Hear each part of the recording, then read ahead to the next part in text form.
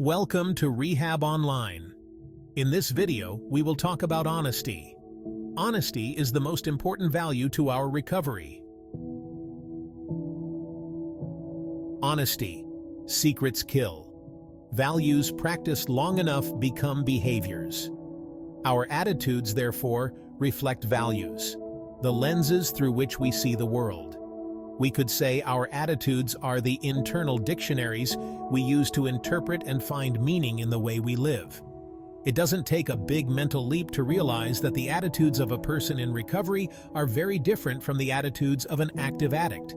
The first attitude is honesty. In the Big Book, the founders repeatedly stated that recovery is much more than physical sobriety. They defined our problem as spiritual bankruptcy. Let's be clear about this. The problem is not the substance. The problem is the person using the substance, us. As envisioned by the founders, the solution to our problem is character change, in fact, a personality readjustment. Central to this transformation is the foundation of rigorous honesty. Why? Only on this rock can the fortress of recovery stand and be built. Dishonesty in any of its many forms is the wedge that cracks open the door to personal destruction.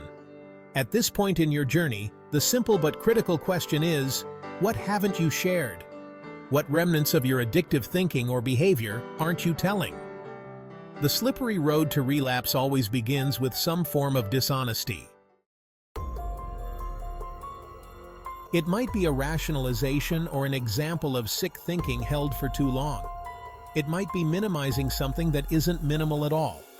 Often, it's a recurring thought or impulse that, for various reasons, we are unwilling to put on the table.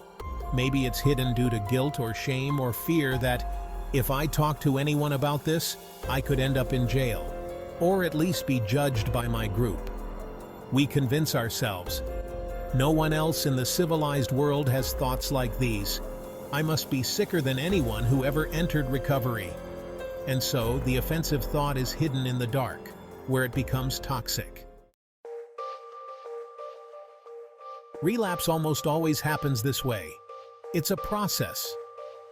The transparency starts with an unspoken thought, an unshared impulse, a persistent whisper in the mind. Hidden from the healing light of fellowship, like mushrooms in the dark, dangerous thoughts and feelings bloom and gain momentum. In the sick and twisted mind, the strangest thoughts begin to seem reasonable. Before long, they escalate from possibly reasonable to seeming absolutely true. After that, it's often too late. Whoever first said, "An alcoholic alone is in very bad company," should be given a Nobel Prize. The same goes for whoever first said, "Our self-talk, sharing, always seems to make sense, no matter how crazy it is." Or consider the saying we are all familiar with. We are as sick as our secrets. Nobody says honesty is easy, especially rigorous honesty. Talk to the old-timers, those who have stood the test of time, about the role of honesty in long-term recovery. There lies the story and the truth. Ask those in recovery whom you admire. What do they say about honesty? The plain truth is that there is no recovery without honesty. Here's a short list of topics that people new, or not so new, to recovery often keep secret. If the topic giving you the most trouble with honesty is omitted, write it in the space provided. Bear in mind that right here, at the turning point between honesty and secret keeping, is where the beast of addiction beats at your door. Ask yourself if you have been honest about all these topics and shared your truth with someone in the program. 1. Thoughts like, maybe I can use again, or maybe I'm cured, or no one will ever know. Any irrational thought to use again. 2. Escalating and deeper depressive thoughts, maybe even thoughts of ending your life. 3. Any troubling issues around sexual activity or sexual issues. 4. Any troubling issues around finances. 5.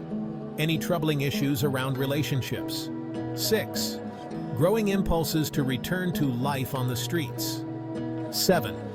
Any troubling problems arising around family, work, stressful situations, anger and rage, or any situation that would take you out of your recovery. 8. Urges to isolate, cut ties with the recovery program, and make excuses not to participate. 9. Increasing feelings of self-loathing, worthlessness, and low self-esteem. 10. Or remember, you're not expected to share your hidden thoughts and vulnerabilities with everyone. Not everyone is trustworthy. The point is that we must share these thoughts with someone. We have to learn to trust if we are to climb out of spiritual bankruptcy. Don't trust everyone, but trust someone. Make it real. Suppose you rate yourself at this point in recovery based on rigorous honesty. What score between 1 and 10, 10 being high, would you give yourself? Certain aspects of recovery are more important than others. Regarding continuous recovery, honesty is the most important thing. Through long practice, most of us become quite adept at dodging and weaving around the unvarnished truth. If the issues are too painful or embarrassing, we may not tell ourselves the truth. Now is the time to address this failure. It's true that the truth hurts, but it also sets us free. Steps for practicing honesty in recovery. 1. Identify one secret you have been keeping and share it with a trusted person. 2. Reflect on the reasons behind your dishonesty and address them. 3. Commit to being honest with yourself and others daily. Honesty is not just a practice, but a commitment. Embrace it and let it guide your path to recovery. Honesty, the cornerstone of recovery. Embrace it, live it, stay true to yourself. Thank you for watching this video. The group of Rehab Online made it with love. Don't forget to subscribe to our channel. And most important, don't forget to share. Share the message to recovery.